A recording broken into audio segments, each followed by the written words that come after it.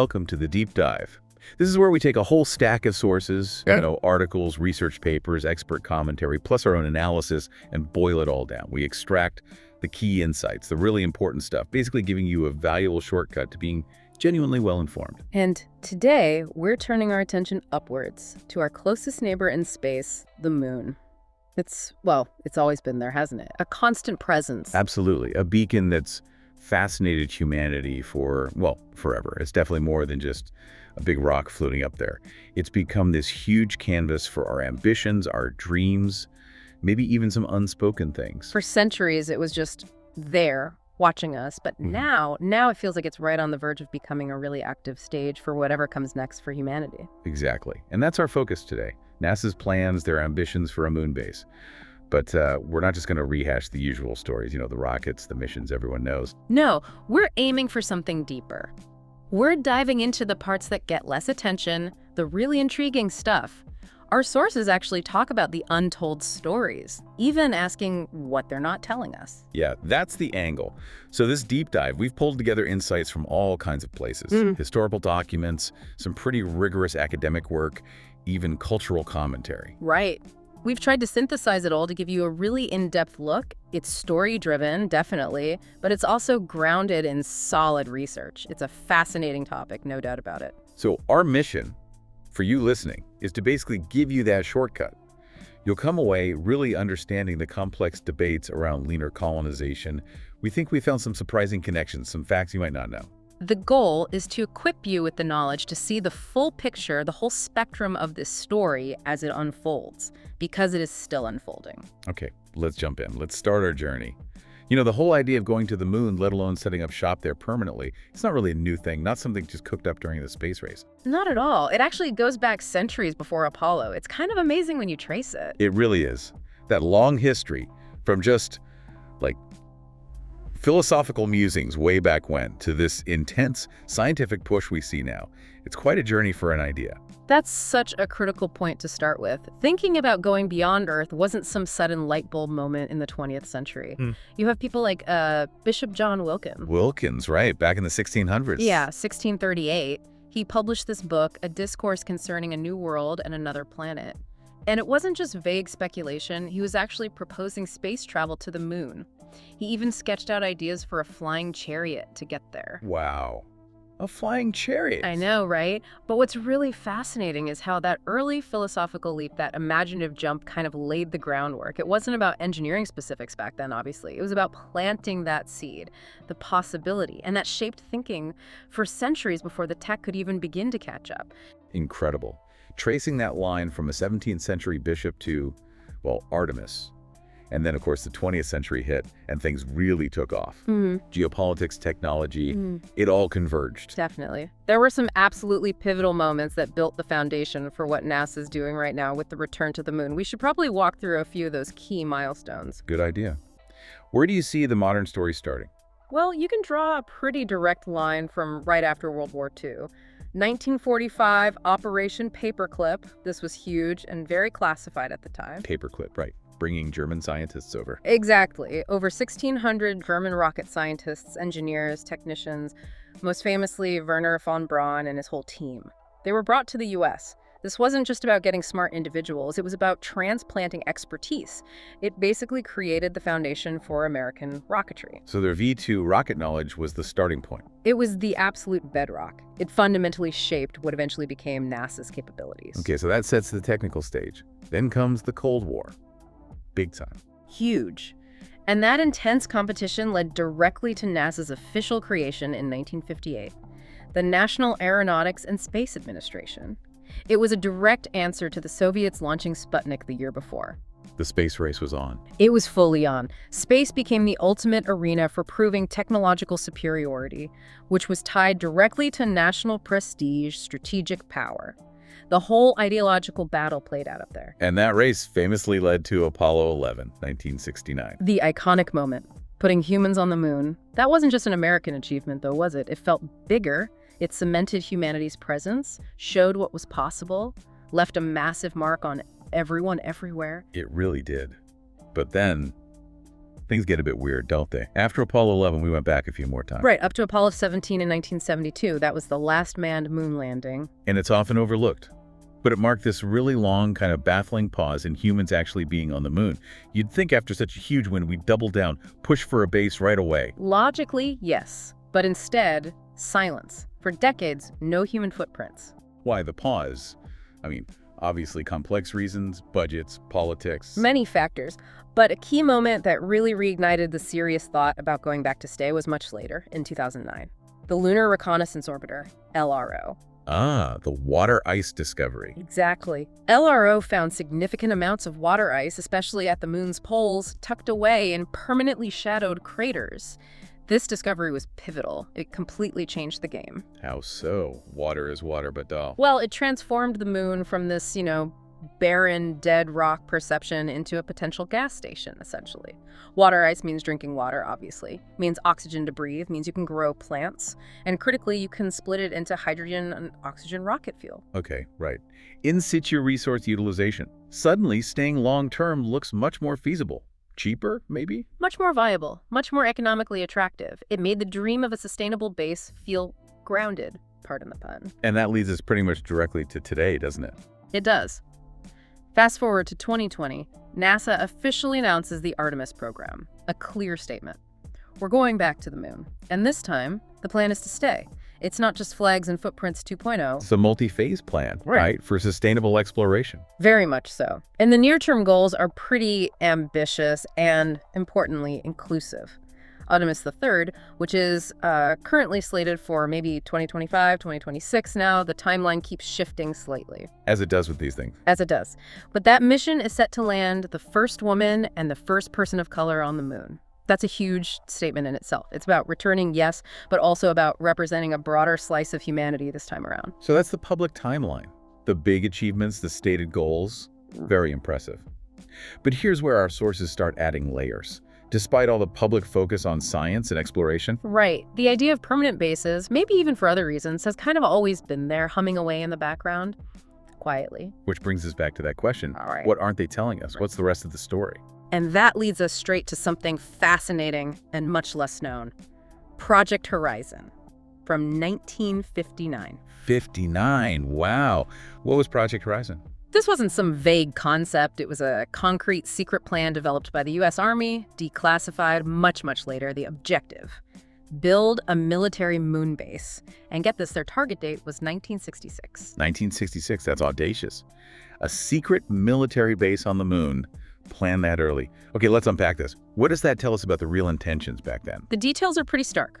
Horizon envisioned a permanent 12-man outpost, explicitly military, for surveillance, maybe communications relay, even a potential forward operating base in space. A military outpost. And the cost? Estimated at $6 billion. In 1959 money, that's tens and tens of billions today, maybe more. So what happened to, obviously it wasn't built by 66. No, it got shelved. Priorities shifted. NASA was created as a civilian agency, taking over the main space role.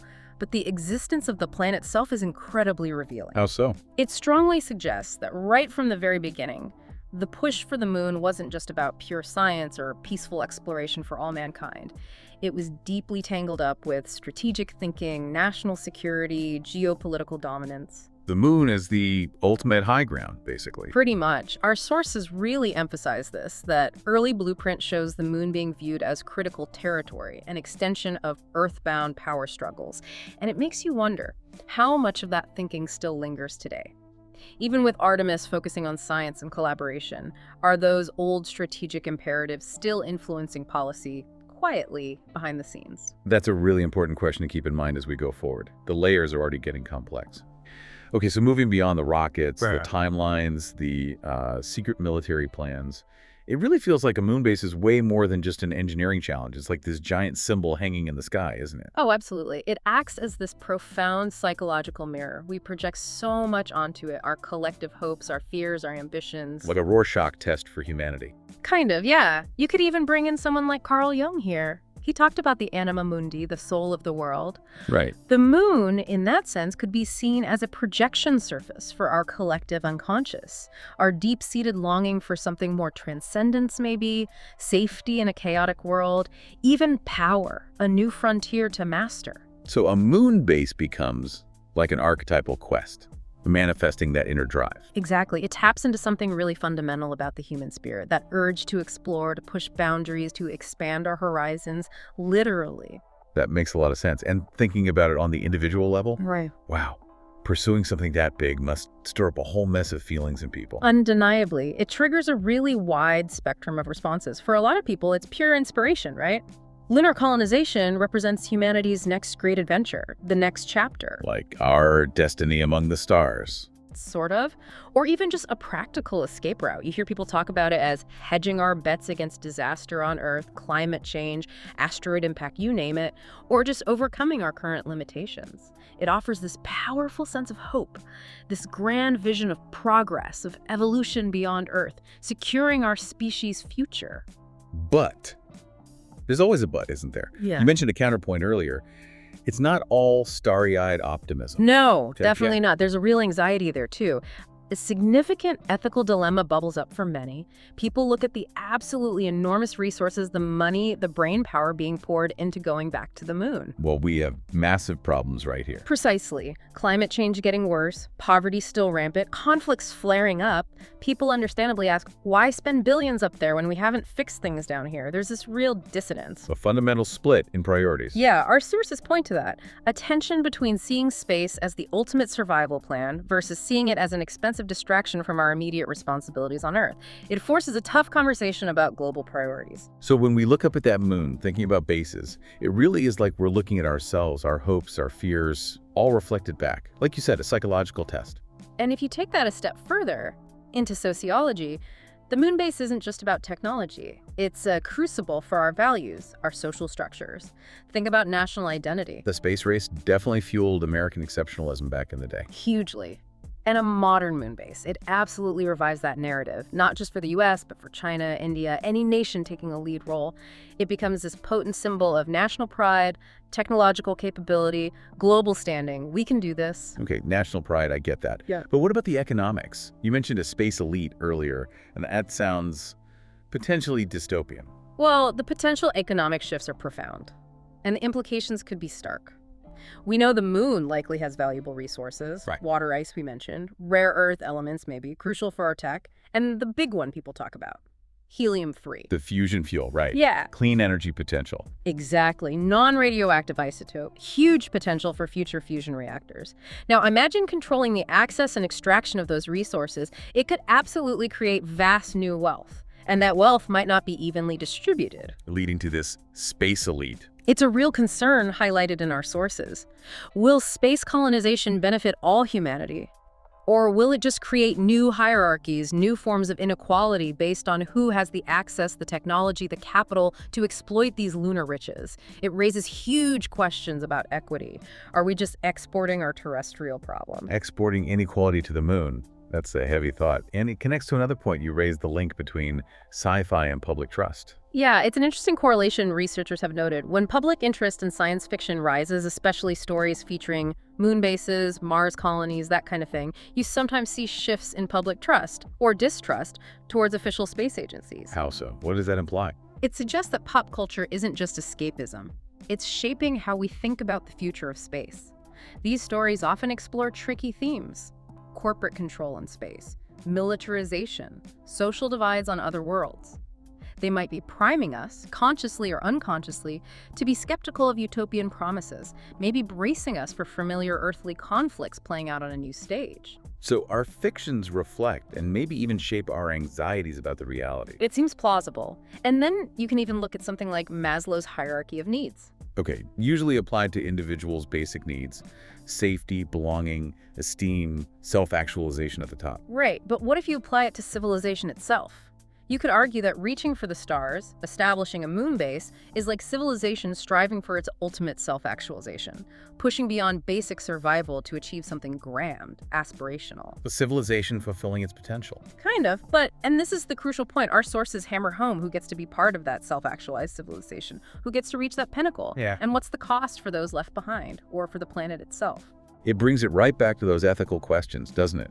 Who benefits? Who pays? Every single time, it forces us to confront whether these grand projects are truly for everyone or just for a select few. So moving into the here and now, These lunar ambitions, they're not just dreams anymore, are they? They feel very real, very strategic, driven by nations, increasingly by private companies too. Absolutely. We're firmly in an era where the moon is strategic real estate. It's not just hypothetical. Yeah, you said it earlier, it's not just for stargazing anymore. It feels like the ultimate high ground, geopolitically speaking. It really does seem like current global tensions are playing out, or are about to play out, up there. That's a very accurate way to put it. There's undeniably a new space race underway focused on the moon. You have major players pushing hard.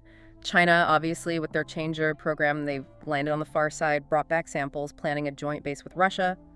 They're moving fast. Russia's still a player, despite recent setbacks. And India. India is absolutely key. Their Chandrayaan-3 mission in 2023 was a massive success. Landing near the South Pole, right, where the water ice is thought to be. Exactly. That landing was hugely significant. It wasn't just a technical feat for India, proving their capabilities. It landed right in the prime real estate everyone's targeting for future bases because of that water ice. So it shakes things up. It totally shifts the global power dynamics. It proves lunar access isn't just for the US and Russia anymore, or even China. India is right there, a major player. It puts pressure on everyone else, accelerates the whole timeline. Okay, so multiple countries racing for the same prime spots, potentially rich in resources. That sounds like a recipe for trouble.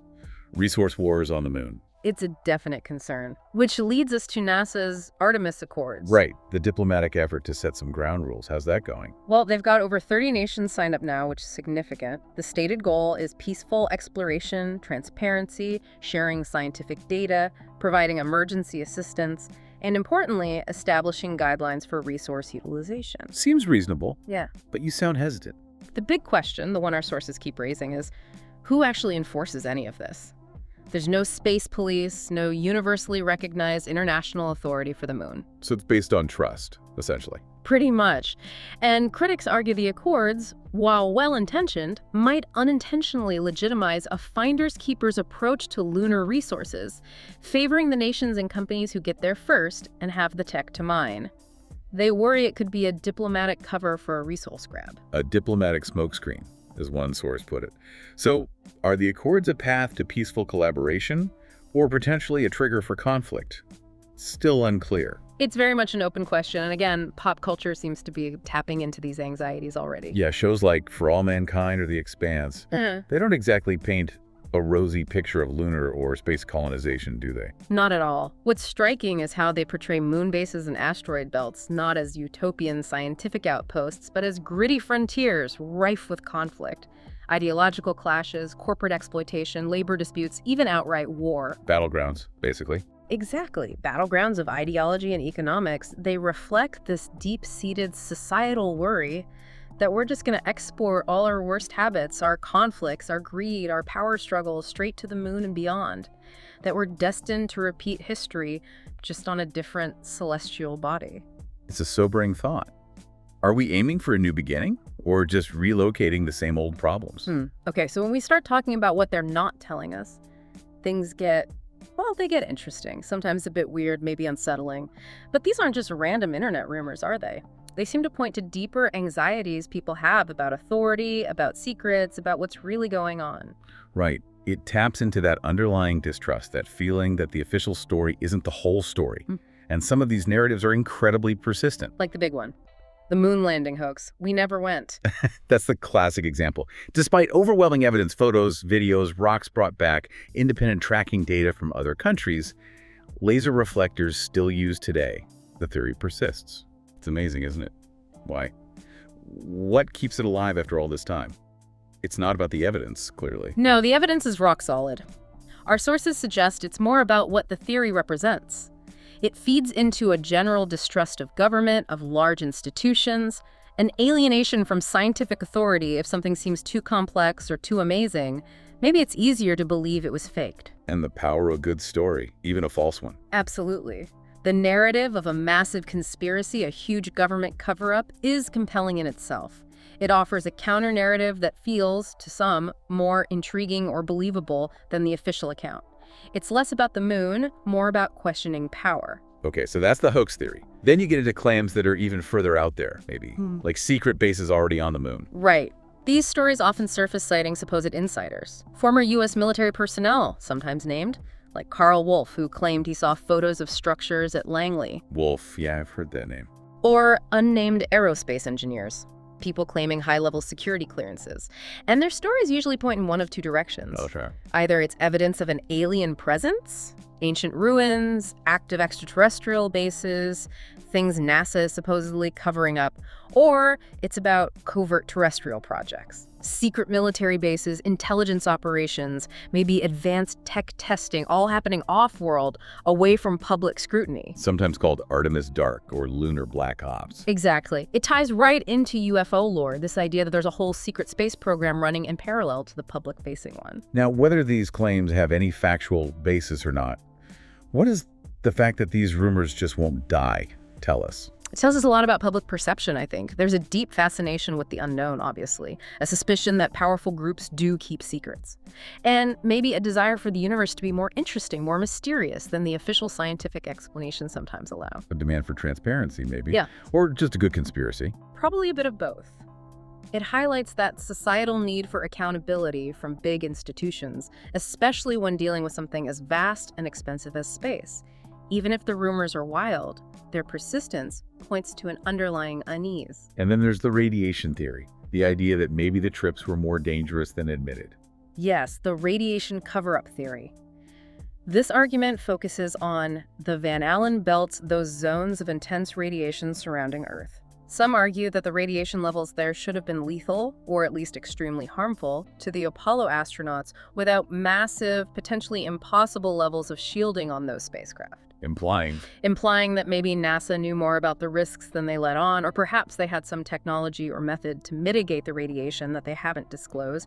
The provocative question it raises is, was something crucial omitted from public knowledge about the true dangers of space travel? And if that were true, the implications for trust would be enormous, not just for Apollo, but for Artemis too. Absolutely enormous. If you can't trust the official statements on something as fundamental as astronaut safety, what can you trust? It feeds directly into that broader skepticism about transparency in these huge government projects. Are we getting the full picture of the risks involved even today? It definitely adds another layer of complexity, and another reason why some people feel like there's more going on than we're being told. So we're hearing all these different voices, these different perspectives on the moon base idea. You've got the mainstream scientists, the alternative theorists, the official statements. It really feels like trying to assemble a jigsaw puzzle where some pieces are right there, bright and clear, and others are kind of shadowy, maybe hidden under the table. That's a great analogy. And it's helpful to actually look at who these voices are and what drives their perspectives. Let's start with the mainstream proponents, the advocates for pushing forward. Okay, like Dr. Robert Zubrin. Right, Zubrin, founder of the Mars Society. He's a very strong voice for moon bases, but often sees them as a necessary stepping stone. His big focus is Mars. So the moon is a launch pad, basically. Exactly. He argues that establishing a moon base, learning to live off the land there, utilizing lunar resources like water ice for fuel, that's crucial practice and infrastructure development for making Mars missions feasible, affordable, sustainable. For him, the moon is the essential launch pad for Mars and wider space colonization. Makes sense from that perspective. And then you have the resource angle, people focused specifically on what the moon itself offers Earth. Like Dr. Clive Neal at Notre Dame. He's a lunar geologist, and his advocacy is strongly focused on lunar mining, especially, as we mentioned, for helium-3. The fusion fuel potential again. Yes. Neal sees mining helium-3 on the moon as potentially vital for Earth's future energy needs, a clean, abundant energy source that could revolutionize our planet. His argument frames the moon not just as a scientific frontier, but as a critical resource depot for solving terrestrial problems. So those are the practical, science-driven, resource-driven arguments. Pretty compelling in their own way. But then you have the alternative viewpoints, Which definitely add a different flavor to the conversation, even if they operate outside the scientific mainstream. You have figures like Richard C. Hoagland. Hoagland, right. Known for seeing faces and structures in NASA photos. Yes. He's built a large following arguing for ancient alien artifacts hidden on the moon pyramids, domes, glass structures that he claims NASA has systematically airbrushed out or covered up for decades. And Linda Moulton Howe, She focuses more on whistleblowers, right? Correct. Linda Moulton Howe often reports on accounts from alleged whistleblowers, military personnel, intelligence operatives detailing supposed secret military installations, or even joint human-alien bases operating covertly on the moon. Okay, so these views are clearly controversial, often dismissed by mainstream science. But why are they important to include in this discussion? Because they are part of the broader public discourse. They reflect persistent questions people have, the diverse ways people interpret the available, sometimes ambiguous information. They highlight that enduring curiosity about the unknown, about potential secrets, about life beyond Earth. They represent a significant segment of public interest, even if it's speculative. Gotcha. So we have the advocates, the alternative voices. Then there's NASA's literal position, which sounds straightforward, but maybe isn't the whole picture. Well, NASA's public stance is clear. Artemis is about establishing a sustainable human presence on the moon by the 2030s. They emphasize science, international collaboration, developing technologies for long-duration spaceflight, eventually heading to Mars. That's the public mission. There's always a but today, isn't there? Our sources point to a potential disconnect. They claim that if you dig into internal documents, maybe historical planning papers or defense analyses, you find evidence of a long-standing interest in lunar militarization and advanced surveillance capabilities. Meaning, behind the peaceful science facade, there might be strategic, maybe even military objectives still driving things. That's the implication raised by some analyses. It suggests an inherent tension. The public face is science and exploration for all humanity. The potential underlying drivers, at least partially, could involve national security, strategic advantage, controlling the high ground, echoing those old Project Horizon ideas.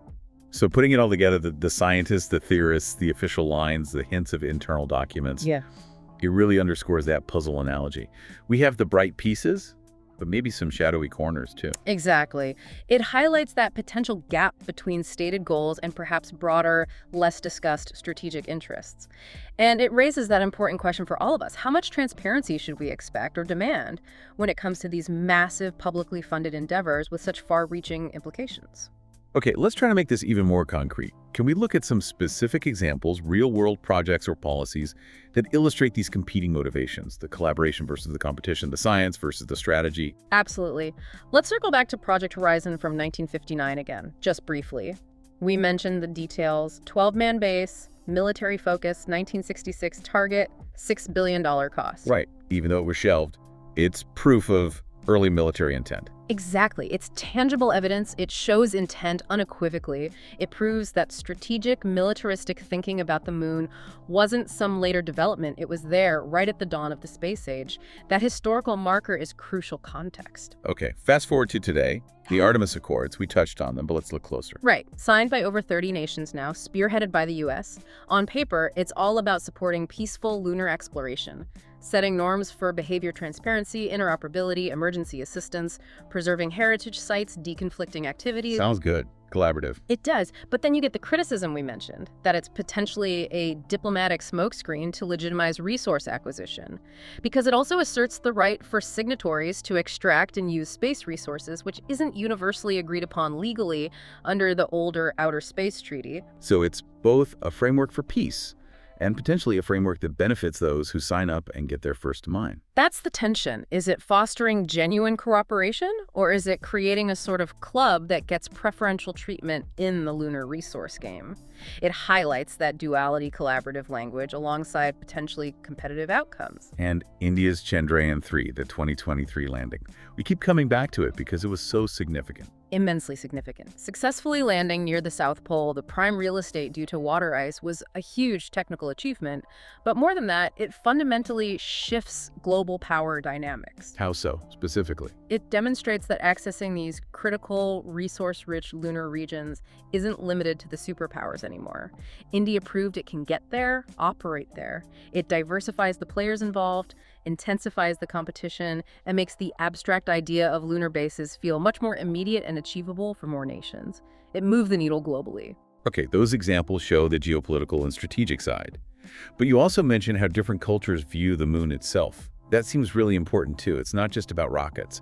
It's about stories, values. It's hugely important. The moon isn't a blank slate culturally. Our approach is deeply colored by these diverse narratives. Think about China. Their lunar program is named Chang'e after the moon goddess. Precisely. Yeah. They explicitly honor that myth, Chang'e, who flies to the moon. It intertwines the sacred, the mystical, the ancient cultural heritage directly with their modern nationalistic scientific ambitions. It's a powerful blend you don't see in the same way in, say, the U.S. approach. And indigenous perspectives are often radically different, aren't they? Radically different. Many Native American and Aboriginal cultures, for example, don't see the moon as an object for exploitation. They often view it as a living entity, a relative, a guardian spirit, maybe grandmother moon, part of a sacred balance. So building bases, mining. Yeah. That could be seen as Desecration, disrupting that balance, disrespecting a living part of the cosmos. It's a worldview fundamentally at odds with a purely resource-driven or scientific conquest approach. What about the Islamic world? The moon is so central symbolically there too. Incredibly central. Marking time, religious calendars, Eid celebrations. Yeah. It's deeply woven into faith and culture. Our sources suggest that while scientific advancement is valued, there's often a sense of caution about potential overreach, a respect for divine boundaries. So a desire to explore, but maybe tempered by a sense of humility or reverence, not just seeing it as territory to be claimed. Exactly. It's a nuanced perspective, value progress, but be mindful of potentially transgressing sacred or natural limits. It's really striking how diverse these views are. It makes you realize that any global approach to the moon has to grapple with these deep cultural differences, not just technical or legal issues. Absolutely. Can we build a truly inclusive future in space when our fundamental understandings and values about the moon itself are so varied? That's a massive challenge. Okay, let's try to pull this all together. We've looked at the history, the motivations, the controversies, the different perspectives. Now let's do a kind of critical assessment. Weighing the strengths, the weaknesses, the dangers, the benefits of this whole moon base endeavor. What does it all mean for us, really? It's definitely not a simple calculation. No, it's incredibly complex with profound implications. Let's start with the strengths, the clear upsides. Scientific advancement is a huge one. Right. What kind of breakthroughs are we talking about? Potentially game-changing ones. The unique lunar environment, low-gravity, vacuum, radiation exposure is a laboratory unlike any on Earth. It could accelerate research in medicine, understanding how life adapts, maybe finding treatments for bone loss or aging, material science, developing new materials to withstand extreme conditions. Even AI and robotics would get a massive boost from needing highly autonomous systems up there. And the inspiration factors, that count as a strength? I think it absolutely does. The sheer ambition of establishing a permanent presence off-world has immense power to inspire, especially younger generations, getting them interested in science, technology, engineering, math, the STEM fields. It creates a pipeline of talent, drives education. That's a tangible benefit, even if it's hard to quantify. And the idea that the moon could actually help solve problems back here on Earth. That's another major potential benefit. We talked about helium-3 for clean fusion energy that would be revolutionary. Using lunar resources could lessen the strain on Earth's resources. And then there's the long-term vision. The moon as an emergency backup habitat. A lifeboat for humanity, essentially. In a sense, yes. A second outpost, ensuring our species' survival against some potential catastrophe on Earth, whether it's natural or self-inflicted. That's a powerful, almost existential argument for expansion. Okay, those are definitely compelling strengths. But the weaknesses must be just as significant. The cost, for starters. Astronomical is the only word for it. Building and sustaining a moon base requires unbelievable investment. Hundreds of billions, maybe trillions over the long haul. And the direct economic returns, especially early on, are uncertain. Resource extraction might pay off eventually, but it's a long-term gamble. That makes it a tough sell against immediate needs on Earth. And the ethical minefield. Who owns the moon? That remains a huge weakness. The legal framework is fuzzy. The Outer Space Treaty forbids national appropriation but doesn't clearly address commercial mining rights. Who gets to claim resources? How are disputes settled? It's wide open to conflict. Plus, there are practical environmental risks on the moon itself. That abrasive lunar dust is nasty stuff for equipment and lungs, and we risk contaminating a pristine environment. All right, weaknesses. Now, the dangers. The really scary stuff. Militarization has to be top of the list. It's the most critical danger, many argue. The moon becoming a new battlefield, setting up weapons systems, military surveillance, creating strategic advantages. It could kick off an arms race in space, destabilize global security in terrifying ways, extending our conflicts beyond Earth. And the risk of deepening inequality. That space elite idea again. A very real danger. If access to lunar resources and habitats is limited to wealthy nations or corporations, it could massively widen the gap between the haves and have-nots, creating new forms of socioeconomic division based on off-world access. And there's a more subtle danger too. Which is? Psychological alienation. The risk that focusing so much energy and hope on escaping Earth, on colonizing the Moon and Mars, might make us less committed to solving our problems here, a kind of escapism that distracts from earthly responsibilities. So, huge potential upsides, but also massive costs, ethical nightmares, and terrifying dangers. It really forces the question, are we thinking through the downsides carefully enough? Or are we just caught up in the romance of it all? It's the central dilemma. But we should also circle back to the potential benefits beyond just science and resources, the potential for global cooperation. Right. Could working together on the Moon actually bring us closer together on Earth? It's a possibility. A grand shared project like a moon base could foster unprecedented international collaboration. Joint missions, shared research facilities. It could build trust and partnerships between nations, serving as a model for tackling global challenges together. And the sheer technological push required has spin-offs, right? Absolutely. The drive to solve the immense challenges of living on the Moon life support, power generation, construction, transportation will inevitably spur incredible innovation. Advancements in robotics, AI, medicine, materials, energy. Many of those breakthroughs will find applications back on Earth, boosting economies and improving lives. And finally, that ultimate long-term benefit. The backup plan. The emergency backup habitat. The insurance policy for humanity's long-term survival. It's perhaps the most profound potential benefit of all, securing a future for our species beyond our home planet. So it really is a complex calculus. Strengths, weaknesses, dangers, benefits. All incredibly high stakes. Yeah. Okay, let's shift gears one last time and look even further ahead. Beyond the current Artemis plans, beyond the immediate debates, what does the future of lunar bases look like? Are there revolutionary concepts emerging that could completely change the game? There definitely are. Technology doesn't stand still, and people are thinking way outside the box. One major area is the role of AI and automation. We touched on that, but how far could it go? Potentially very far. We could see AI-led lunar bases where robots and intelligent systems handle almost everything: construction, mining, maintenance, even scientific experiments. Human presence might become less about permanent living and more about specialized tasks or supervision. So fewer astronauts needed, maybe. Humans visit rather than live there full-time. It's a possibility. It could dramatically reduce costs and risks associated with human life support. Imagine highly autonomous, self-repairing, largely self-sufficient robotic outposts. It raises fascinating questions about what presence even means. That's a fundamental shift. What about connecting back to Earth? Communication delays are a factor now. Quantum communication could change that entirely. Right now, we rely on radio waves, limited by the speed of light, prone to interference. Quantum entanglement, theoretically, allows for instantaneous communication, regardless of distance. And it's inherently secure, unhackable. Instant, secure comms with the Moon. Imagine the possibilities. Real-time control of robots as if you were there. Yeah. High bandwidth data streaming. Maybe even immersive telepresence. It would make the Moon feel much, much closer, operationally speaking. Wow. So with AI handling operations and quantum comms linking back instantly, the Moon really does become less of an isolated outpost and more like... Exactly, more like a vital node in a larger system, a stepping stone, a launch point for deeper space exploration. the gateway idea. Precisely. Its lower gravity makes launching missions from the Moon to Mars or the asteroid belt much more energy efficient than launching from Earth.